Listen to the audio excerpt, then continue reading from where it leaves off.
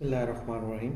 In this video, we will learn how dictionary works in Python. Let's start with this. Dictionary represents a group of elements in the form of key-value pairs. The association of a key and a value is called a key-value pair. Dictionary are represented using curly brackets. Dictionary के अंदर भी हम group of elements create कर सकते हैं और इसके अंदर जो एलिमेंट्स होते हैं उनको हम लोग पेयर कहते हैं और ईच पेयर के अंदर की और उसके साथ एक वैल्यू एसोसिएट होती है। और डिक्शनरी को जब भी डिफाइन करते हैं हम लोग कर्ली ब्रैकेट्स में करते हैं। सिंटैक्स देख लेते हैं। डिक्शनरी नेम लिखूंगा, इक्वल साइन दूंगा, कर्ली ब्रैकेट से स्टार्ट करूंगा, फिर एक ये पेयर है उसमें पहले मुझे की डिफाइन करनी पड़ेगी, फिर कॉलन, फिर उस की के अगेंस्ट उसकी वैल्यू देनी पड़ेगी। तो इस तरह एक पेयर डिफाइन करेंगे, फिर कॉमा दूंगा, फिर सेकंड पेयर लिखूंगा अगर तो की 2 लिखूंगा और कॉलन दूंगा, फिर उसी के अगेंस्ट उसकी वैल्यू देनी पड़ेगी। तो ये एक सेकंड पेयर होगा। तो इसी तरह फिर आप मल्टीपल पेयर्स भी इसके अंदर डिफाइन कर सकते हैं और इन द एंड फिर कर्ली ब्रैकेट से हम लोग इसको क्लोज कर लेते हैं। एग्जाम्पल देख लेते हैं। डी डिक्शनरी का नाम है, वेरिएबल है, आप कोई भी नाम दे सकते हैं, इक्वल साइन दिया है, कर्ली ब्रैकेट से स्टार्ट किया है। अब मैं स्टार्ट करूंगा फर्स्ट पेयर। तो फर्स्ट पेयर के अंदर पहले मैंने ये की दी है जिसका नाम नेम लिखा है और नेम स्ट्रिंग है इसलिए कोट्स में है, फिर कॉलन दूंगा, फिर अली लिखूंगा, ये उसकी वैल्यू है और ये भी स्ट्रिंग के अंदर है। जो नेम है वो की है और जो अली है वो इसके साथ एसोसिएट वैल्यू है। तो ये एक कंप्लीट पेयर है। फिर मैं कॉमा दूंगा और नेक्स्ट पेयर लिखूंगा। नेक्स्ट पेयर में मैंने एज लिखा है, स्ट्रिंग वैल्यू है, कॉलन दूंगा, 25 इसकी वैल्यू दी है जो कि इंटीजर है। तो ये सेकंड पेयर बना लिया मैंने इसके अंदर। इसी तरह फिर कॉमा दूंगा और थर्ड पेयर बनाऊंगा। मैं सिटी लिखता हूँ, ये की है और कॉलन दूंगा, फिर लाहौर लिखा है, ये इसकी वैल्यू है। दोनों स्ट्रिंग के अंदर दी हुई है वैल्यूज इसलिए कोट्स में दी गई हैं। और फिर एंड पे मैं क्या करता हूँ, उसको कर्ली ब्रैकेट से क्लोज कर लेता हूँ। इस तरह हम लोगों ने एक डिक्शनरी और उसके अंदर पेयर्स डिफाइन कर दिए हैं। और बैकएंड पे ये क्या करता है, डी बेसिकली डिक्शनरी का जो भी हमने नाम दिया है और इस तरह एक टेबल बना लेगा जिसके अंदर एक साइड पे कीज लिख लेगा और ईच की के अगेंस्ट वो उसकी जो वैल्यू है वो उसको स्टोर कर लेगा। और यहाँ पे आप देखें ये एक पेयर है, ये सेकंड पेयर है, ये थर्ड पेयर है और ये तीनों पेयर जो है उसने यहाँ पे स्टोर कर लिए इस डिक्शनरी के अंदर। फिर हम लोग जो पेयर्स होते हैं उनको मल्टीपल लाइंस में भी लिख सकते हैं लेकिन उसका जो सिंटैक्स होगा वो सेम ही होगा। हम इस तरह मल्टीपल लाइंस के अंदर भी लिखेंगे तो इसको सेम ही कंसिडर करेगा और बैकएंड में इसी तरह ही उसको स्टोर करेगा। नेक्स्ट है जी, dictionary is a collection which is unordered, यानी कि ये ऑलवेज अनऑर्डर्ड फॉर्म में ही उसको बैकएंड पे स्टोर करता है। यानी जिस फॉर्म में हमने दी होती है ये उस तरह नहीं करता, ये अपने ही फॉर्म में उसको अनऑर्डर्ड फॉर्म में बैकएंड पे स्टोर करता है। फिर चेंजेबल है यानी कि चेंज कर सकते हैं and does not allow duplicate keys, और इसके अंदर डुप्लीकेट कीज जो है वो नहीं अलाउड होती। यानी कि ये जो कीज है आप ग्रीन में देख सकते हैं ये नहीं हम लोग डुप्लीकेट कर सकते, लेकिन वैल्यूज जो है वो डुप्लीकेट हम लोग कर सकते हैं, वो अलाउड होती हैं। Dictionaries are mutable so we can modify it items without changing their identity. Mutable means कि हम लोग उसको चेंज कर सकते हैं और without changing their identity means कि जो उसको बैकएंड पे जहाँ पे वो उसको स्टोर करता है वो उसको चेंज किए बगैर हम लोग उसके अंदर वैल्यू चेंज कर सकते हैं। यानी कि उसकी स्टोरेज लोकेशन को चेंज किए बगैर हम लोग उसके अंदर वैल्यू जो है वो उसकी चेंज कर सकते हैं। इसको प्रैक्टिकली भी करके देख लेते हैं। ये मेरे पास एक टेक्स्ट फाइल मैंने पाइथन के अंदर बनाई हुई है। अब हम लोग स्टार्ट करते हैं कि डिक्शनरी कैसे डिफाइन करते हैं या कैसे बनाते हैं। मैं डी एक वेरिएबल लेता हूँ जो कि डिक्शनरी का नाम रख दिया है मैंने, इक्वल साइन देता हूँ, फिर मैं कर्ली ब्रैकेट से स्टार्ट करता हूँ। स्टार्ट करने के बाद फिर मुझे एक पेयर देना पड़ेगा। पेयर जब भी देते हैं सबसे पहले मुझे की देनी पड़ेगी। उसी एग्जांपल को लेके चलूंगा। मैं नेम लिख लेता हूँ, ये स्ट्रिंग वैल्यू है इसलिए कोट में दी है, ये की है, फिर कॉलन दूंगा और इसके साथ फिर एसोसिएट जो वैल्यू होगी वो मुझे देनी पड़ेगी। वो मैं कहता हूँ अली है और वो भी मैंने स्ट्रिंग के अंदर की है। ये इस तरह मैंने एक पेयर बना लिया जिसके अंदर की दी है और उसके साथ वैल्यू दी है। अब मैं कॉमा दूंगा और सेकेंड पेयर को स्टार्ट करूंगा और सेकेंड पेयर में मैंने एज की रखी है, कॉलन दिया है और फिर 25 इंटीजर वैल्यू है। तो इसको इसी तरह ही लिखते हैं, ये उसकी वैल्यू है। इसको फिर कॉमा देता हूं तो ये हम लोगों ने सेकेंड की क्रिएट कर ली है। और उसके बाद अगर मैंने थर्ड की क्रिएट करनी है तो मैं लिखूंगा सिटी, ये मैंने की लिखा है और फिर कॉलन दिया है और फिर इसके साथ एसोसिएट जो वैल्यू होगी वो लिखूंगा। फिर मैं इसको कर्ली ब्रैकेट से क्लोज कर लेता हूं। तो यहाँ पे आप देखिए मैंने इसके अंदर 3 पेयर बनाए हैं। ये फर्स्ट पेयर है और ये सेकंड पेयर है और थर्ड पेयर है। फर्स्ट जो होता है नेम जो है इसकी की है पेयर की और इसके एसोसिएट वैल्यू आगे दी हुई है कॉलम के बाद, फिर की है, फिर वैल्यू दी है, फिर की दी है और वैल्यू दी है। ये 3 पेयर इसके अंदर डिफाइन कर लिए हैं। अब इसको मैं प्रिंट ले लेता हूँ, इसका डी लिखूंगा इसके अंदर कि मुझे डी को प्रिंट कर दो। मैं सेव करता हूँ और रन करते हैं। तो इस तरह उसने मुझे एक डिक्शनरी बना दी और उसके अंदर 3 डिफरेंट पेयर्स बना दिए और ईच पेयर के अंदर की है और उसके साथ एसोसिएट उसकी वैल्यू है। हम की वैल्यू को चेंज भी कर सकते हैं और इसी तरह हम लोग जो वैल्यू है उसको भी चेंज कर सकते हैं। मैं एग्जांपल के तौर पे 1 लिख लेता हूँ, यहाँ पे एज को 2 कर देता हूँ, यहाँ पे 3 कर देता हूँ, लेकिन क्योंकि मैं इंटीजर दे रहा हूँ तो मुझे फिर कोट्स में नहीं लिखना पड़ेगा। मैं इसको सेव करता हूँ। तो अभी इसको रन करके देखते हैं वो क्या करता है। उसने एक की बनाई है 1, उसके एसोसिएट कर दिया अली, उसको वैल्यू दे दिया। ये एक पेयर है, ये सेकंड पेयर है और ये थर्ड पेयर है। तो आप अपनी मर्जी से उसके अंदर की वैल्यूज दे सकते हैं और इसी तरह उससे एसोसिएट वैल्यूज भी दे सकते हैं। फिर हम लोगों ने देखा था कि इसके अंदर हम लोग ये करते हैं कि मल्टीपल लाइंस में भी लिख लेते हैं। अगर मल्टीपल लाइंस में भी लिखते हैं और इसको अगर मैं सेव करके रन करता हूँ तो भी वो मुझे सेम ही वैल्यू दे रहा है। तो इस तरह हम लोग पाइथन के अंदर डिक्शनरी को क्रिएट कर सकते हैं जिसके अंदर हम लोगों ने डिफरेंट पेयर्स क्रिएट किए और ईच पेयर के अगेंस्ट एक वैल्यू और की लिखी है। नेक्स्ट है जी topic access and modified dictionary, यानी कि हम लोग डिक्शनरी के अंदर किस तरह एक्सेस कर सकते हैं और किस तरह उसको मॉडिफाई कर सकते हैं उसके पेयर्स को। We can access the value of dictionary by referring to its key name inside square brackets, यानी कि हम लोग उसको रेफर कर सकते हैं। जो की नेम है उसके थ्रू हम लोग उसकी जो की के अगेंस्ट वैल्यू है उसको कॉल करवा सकते हैं। उसी एग्जाम्पल को लेके चलूंगा कि मैंने इसी तरह एक डिक्शनरी क्रिएट की हुई है और उसके अंदर पेयर्स डिफाइन है और अगर अब मैं फर्स्ट पेयर को कॉल करवाना चाहता हूं तो मुझे उसकी की पता होनी चाहिए। तो मैं डी लिखूंगा और फिर उसके बाद सिक्योर ब्रैकेट्स के अंदर की का नाम लिखूंगा। डी बेसिकली डिक्शनरी का नाम है और सिक्योर ब्रैकेट्स के अंदर नेम जो है वो की है। अगर इसको मैं रन करता हूं प्रिंट के अंदर तो फिर वो मुझे इसके अगेंस्ट जो वैल्यू स्टोर है अली उसने रिटर्न कर दी है। इसी तरह मैं एक और एग्जांपल ले लेता हूं कि मैं डी लिखा है और उसके अंदर फिर सिक्योर ब्रैकेट्स के अंदर जो की वैल्यू दी है एज दी है, तो उसके एज के अगेंस्ट जो उसने वैल्यू स्टोर की हुई है वो उसने मुझे रिटर्न कर दी है। तो वो यहाँ से उठाएगा, एज के अगेंस्ट जो भी वैल्यू स्टोर हुई होगी वो मुझे दिखा देगा।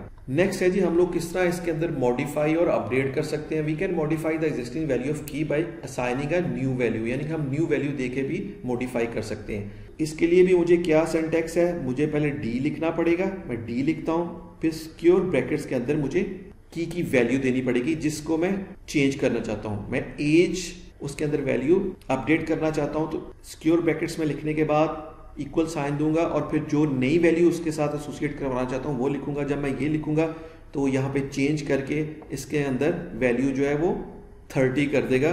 फिर नेक्स्ट देख लेते हैं, अगर मैं सिटी चेंज करना चाहता हूँ तो डी डिक्शनरी नेम लिखूंगा, सिक्योर ब्रैकेट्स के अंदर की लिखूंगा। की क्या है, सिटी है। इसके अंदर इसकी जो वैल्यू है मैं चेंज करना चाह रहा हूँ तो मैं यहाँ पे पेरिस लिखूंगा तो वो लाहौर की जगह पेरिस सेव कर देगा। अब अगर इसको मैं प्रिंट करता हूँ तो वो मुझे इस तरह प्रिंट करके देगा। यहाँ पे पहले हमारे पास इस तरह स्टोर थी, अब उसने एज 30 कर दी है। सिटी पहले लाहौर था, अब उसने सिटी को पेरिस कर दिया है। तो इस तरह हम लोग मॉडिफाई और अपडेट कर सकते हैं किसी भी डिक्शनरी के पेयर्स को। नेक्स्ट जी टॉपिक है हमारे पास ऐड और डिलीट डिक्शनरी पेयर्स। हम लोग किस तरह किसी भी डिक्शनरी के पेयर को ऐड कर सकते हैं डिक्शनरी के अंदर और हम लोग किस तरह डिलीट कर सकते हैं। ऐड न्यू की पेयर इन अ डिक्शनरी, उसी एग्जाम्पल को लेके चलूंगा। ये मेरे पास ऑलरेडी डिक्शनरी क्रिएट की हुई है और उसके अंदर हम लोगों ने 3 पेयर्स डिफाइन किए हुए हैं। अब अगर इसके अंदर मैं एक नया की पेयर ऐड करना चाहता हूँ एग्जिस्टिंग डिक्शनरी के अंदर तो फिर मुझे क्या करना पड़ेगा, मैं डी लिखूंगा डिक्शनरी नेम, फिर सिक्योर ब्रैकेट्स के अंदर मैं डिपार्टमेंट एक नया की लिखी है, इक्वल साइन लिखूंगा और DIS department of information security उसका बेसिकली वैल्यू दे दी है। अब इंटर करूंगा तो वो यहाँ पे इसको ऐड कर लेगा इसी तरह। और मैं अगर प्रिंट लूंगा तो वो मुझे इस तरह, पहले हमारे पास 3 पेयर थे यहाँ पे, अब हमारे पास 4 पेयर हो गए। उसने यहाँ पे डिपार्टमेंट की ली है और उसके अगेंस्ट एक वैल्यू ds स्टोर कर दी है, यानी कि 4th पेयर भी उसने स्टोर कर दिया है एग्जिस्टिंग डिक्शनरी के अंदर। नेक्स्ट देख लेते हैं कि हम लोग किस तरह डिलीट कर सकते हैं किसी भी पेयर को डिक्शनरी के अंदर से। तो उसका क्या सिंटैक्स है, मुझे del लिखना पड़ेगा, फिर डिक्शनरी नेम लिखूंगा, और अगर मैंने एज को रिमूव करना है मुझे की नेम पता होना चाहिए। याद रखिएगा की नेम पता होगी तो फिर ही हम लोग पेयर को डिलीट कर सकेंगे। अब मैं एज लिखता हूँ और इंटर करता हूँ तो वो यहाँ से जो की और उसके साथ जो एसोसिएट वैल्यू थी वो डिलीट कर देगा, यानी कि वो पूरा का पूरा पेयर डिलीट कर देगा इस डिक्शनरी के अंदर से। और अगर मैं प्रिंट करवाऊंगा तो वो मुझे यहाँ पे देखिए उसने जो पहले यहाँ पे एज की वैल्यू 25 यानी ये पेयर जो था वो उसने यहाँ से डिलीट कर दी है। और नेक्स्ट स्टेप में अब मैं पूरी डिक्शनरी को अगर डिलीट करना चाहता हूँ तो फिर मुझे क्या करना पड़ेगा, मैं सिंपल del लिखूंगा और उसके आगे डिक्शनरी का नाम जो कि d यहाँ पे डिफाइन किया और d लिखूंगा, एंटर करूंगा तो वो डिक्शनरी ही को कंप्लीट डिलीट कर देगा। इसको प्रैक्टिकली करके देख लेते हैं। ये एग्जांपल मेरे पास उसी तरह ही है कि d था और उसके अंदर 3 पेयर्स मैंने डिफाइन किए हुए थे। अब हम लोग इसके किसी भी पेयर को और इसकी वैल्यू को एक्सेस करना चाहते हैं तो मुझे क्या करना पड़ता है, मैं यहीं पे प्रिंट के अंदर ही, क्योंकि मैं प्रिंट करवाना चाह रहा हूँ तो प्रिंट के अंदर ही मैं कर लेता हूँ, डी लिखूंगा डिक्शनरी नेम और सिक्योर ब्रैकेट्स के अंदर फिर मैं की वैल्यू मुझे पता होनी चाहिए। जैसे मैं नेम लिखता हूँ NAME नेम, और अब इसको मैं अगर रन करता हूँ तो मुझे इसके अगेंस्ट जो वैल्यू स्टोर है अली वो प्रिंट कर देगा। मैं एंटर करता हूँ तो देखिए आप उसने अली को मुझे प्रिंट कर दिया, यानी कि उस की के अगेंस्ट जो भी वैल्यू स्टोर हुई है वो उसने मुझे रिटर्न कर दी है। इसी तरह मैं यहाँ पे अगर एज लिखता हूँ, इसको सेव करता हूँ और रन करता हूँ तो उसने एज के अगेंस्ट जो भी वैल्यू स्टोर की हुई है वो उसने मुझे रिटर्न कर दी है। तो इस तरह हम लोग डिक्शनरी के अंदर से किसी भी पेयर की के थ्रू उसकी वैल्यू को रिट्रीव करवा सकते हैं। फिर नेक्स्ट आके अगर हम लोगों ने अपडेट करना हो तो अपडेट करने के लिए मुझे क्या करना पड़ेगा, मुझे यहाँ पे मैं डी लिखूंगा जो कि डिक्शनरी का नाम है, फिर मुझे सिक्योर ब्रैकेट्स देनी पड़ेंगी और उसके अंदर फिर मुझे जिस पेयर के अंदर चेंज करवाना चाह रहा हूँ उसकी की का पता होना चाहिए। जैसे एज है और इसको अगर मैं चेंज करना चाह रहा हूँ और इक्वल साइन दूंगा, और क्या अपडेट कराना चाह रहा हूँ इसको मैं 30 कर लेता हूँ और इसके बाद हम लोग प्रिंट करवाते हैं। लेकिन यहाँ पे मैं एक और काम कर लेता हूँ, यहाँ पे पहले मैं प्रिंट करवा लेता हूँ सिंपल डी को, यानी कि दोनों में डिफ्रेंशिएट पता चल सके कि पहले उसने नॉर्मल क्या थी और अपडेट ये ऐड करने के बाद क्या वैल्यू हो गई है। मैं इसको सेव करता हूँ और रन करता हूँ। अब देखिए यहाँ पे उसने जो फर्स्ट प्रिंट दिया है वो उसी तरह ही प्रिंट करके दे दिया है, लेकिन नेक्स्ट जो मैंने अपडेट करके प्रिंट लिया है तो उसने क्या किया, एज को यहाँ पे 30 कर दिया है। इस तरह हम लोग किसी भी पेयर की वैल्यू को अपडेट कर सकते हैं। फिर नेक्स्ट ये था कि हम लोगों ने कोई नया पेयर ऐड करना है तो वो कैसे करते हैं, तो वो भी सिंपल वे से ही हम लोग करते हैं।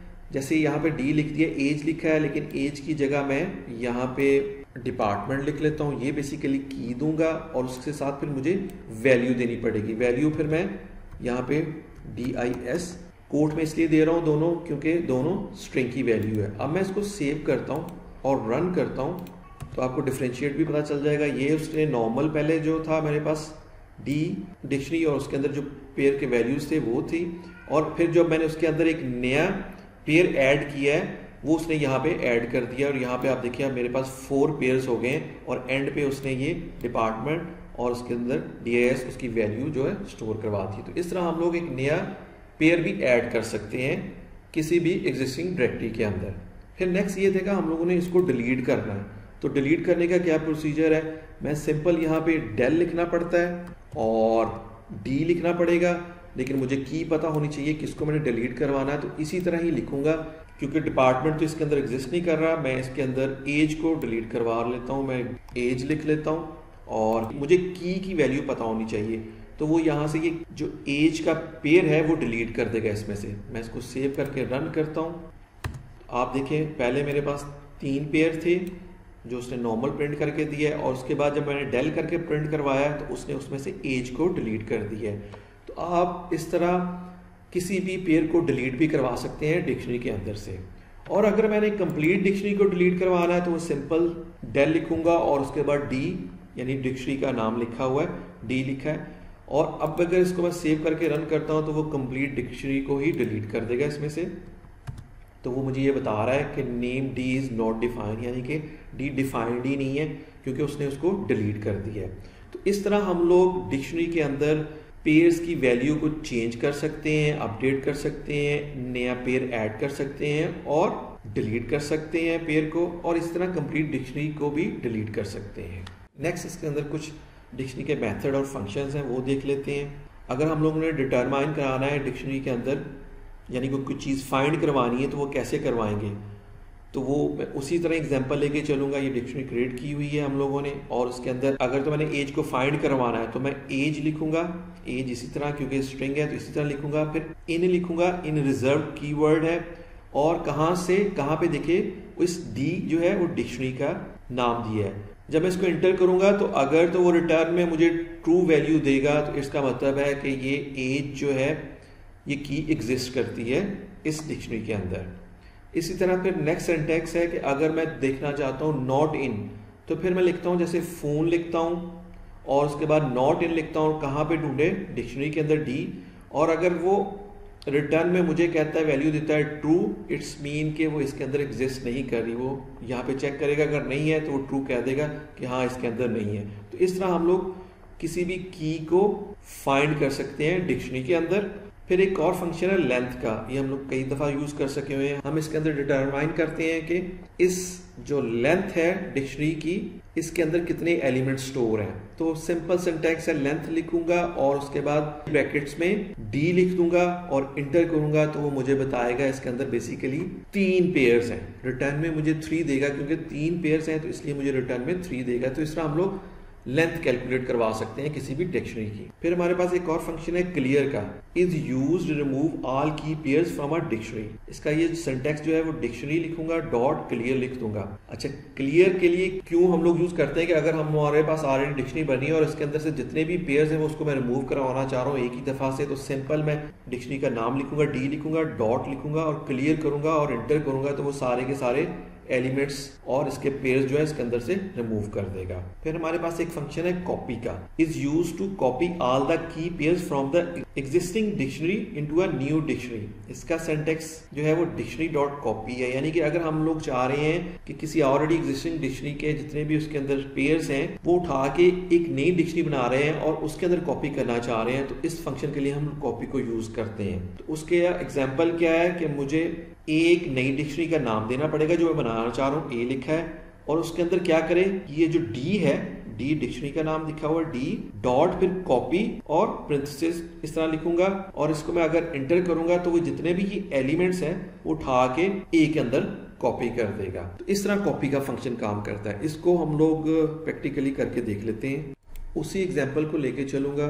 मैं यहाँ पे फाइंड करना चाह रहा हूँ कोई चीज़ या डिटरमाइन करना चाह रहा हूँ, जैसे एज को डिटरमाइन करना चाह रहा हूँ, तो मैं यहाँ पे एज लिखता हूँ और उसके बाद की ये वैल्यू है, उसके बाद इन लिखूंगा और कहाँ से ढूंढे, इसके अंदर से डिक्शनरी डी के अंदर से ढूंढ के दे अगर है। तो मैंने ये एक्चुअली ये प्रिंट के अंदर ही करवा लिया ताकि वो मुझे जो भी वैल्यू रिटर्न कर दे। मैं इसको सेव करता हूँ, रन करते हैं, तो वो मुझे इसकी जो वैल्यू दे रहा है वो ट्रू दे रहा है, यानी कि इसके अंदर है। फिर मैंने इसी तरह एग्जाम्पल दी थी, अगर मैं यहाँ पे लिख देता हूँ फोन लिख देता हूँ और नॉट इन कहता हूँ, ये रिजर्व वर्ड है, ये फाइंड करने के लिए डिटरमाइन करने के लिए यूज करते हैं। नॉट इन डी के अंदर देखो फोन है कि नहीं है, तो मैं इसको सेव करता हूँ और रन करता हूँ, तो वो मुझे इंटर करता हूँ, वो ट्रू देता है। क्यों ट्रू दे रहा है कि फोन जो है इसके अंदर नहीं है, इसलिए उसने मुझे वैल्यू रिटर्न में ट्रू दी है। तो इस तरह हम लोग ये फंक्शन यूज करते हुए नॉट इन और इन के थ्रू हम लोग किसी भी डिक्शनरी के अंदर जितने भी उसके पेयर्स हैं या वैल्यूज हैं वो हम उसमें से फाइंड कर सकते हैं कोई भी वैल्यू थ्रू की। फिर ये था हमारे पास नेक्स्ट फंक्शन कि अगर हम लोगों ने लेंथ कैलकुलेट करनी है तो वो कैसे करेंगे। उसके लिए सिंपल हम लोग यहाँ पे लेंथ लिखते हैं और किसकी लेंथ देखनी है, वो डी की देखनी है, तो मैं इसी डी को लेके चलता हूँ। तो हम लोग देख लेते हैं, वो मुझे बताएगा डिक्शनरी के अंदर कितने नंबर ऑफ पेयर्स हैं। मैं इसको रन करता हूँ तो वो मुझे बता रहा है नंबर ऑफ 3 पेयर्स हैं, 1 2 3 पेयर्स हैं। तो इस तरह हम लोग डिक्शनरी के अंदर लेंथ भी कैलकुलेट करवा सकते हैं। फिर हमारे पास फंक्शन था क्लियर का, तो क्लियर करने के लिए मुझे क्या करना पड़ता है, मुझे यहाँ पे लिखना पड़ेगा, मैं यहाँ पे डी लिखूंगा और फिर डॉट क्लियर लिखूंगा और पैरेंथेसिस में क्लोज कर दूंगा, एंड में मैं उसे प्रिंट करवाता हूँ। ये काम मैंने ये किया है कि मैं चाह रहा हूँ कि कि डी के जितने भी एलिमेंट्स हैं या उसके अंदर पेयर्स हैं वो सारे के सारे क्लियर करा दो एक ही दफ़ा में।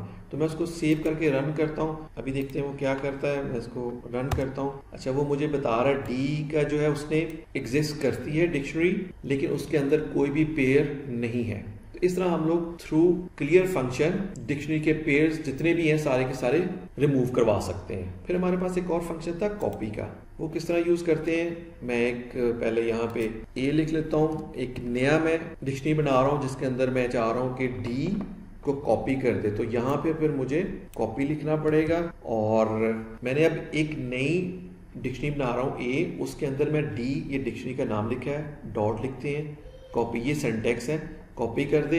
फिर यहाँ पे मैं ए को प्रिंट करवाता हूँ। ठीक है, तो वो मुझे क्या करेगा, ए को के अंदर जो वैल्यू स्टोर हुई होंगी वो प्रिंट कर देगा। अब करेगा क्या, ये सारे के सारे पेयर जो है वो कॉपी कर देगा ए के अंदर। मैं इसको सेव करता हूँ, रन करता हूँ, इंटर करता हूँ, तो आप देखिए उसने सेम वैल्यूज दे दी है मेरे पास, क्योंकि उसने ये ए को हमने प्रिंट करवाया। डी के अंदर जितने भी पेयर्स थे वो उसने सारे के सारे ए के अंदर कॉपी कर दिए। अब ए और डी दो डिफरेंट डिक्शनरी क्रिएट हो गई हैं। नेक्स्ट हमारे पास कुछ और फंक्शन है, जैसे आइटम और प्रिंसेस देते हैं return an object that contain की वैल्यू पेयर्स ऑफ डिक्शनरीज। तो जब भी हम आइटम का फंक्शन यूज करते हैं तो ये रिटर्न में हमें उस डिक्शनरी के अंदर जितने भी पेयर्स हैं वो रिटर्न कर देता है।